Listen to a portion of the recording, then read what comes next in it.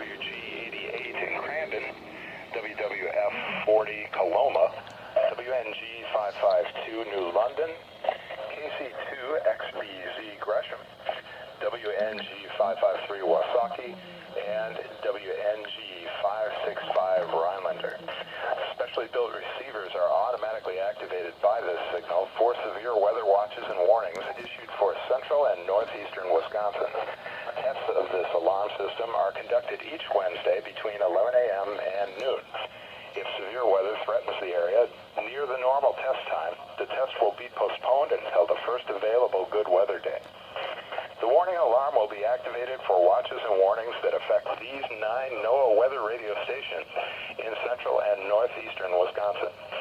For a complete listing of the transmitter locations, frequencies, and the counties that they serve, please contact the Green Bay National Weather Service office at 920-494-2363 and then select option number 7. This list is also available on the internet at weather.gov/GRB. This concludes the test of the public warning alarm. We now return to regular programming.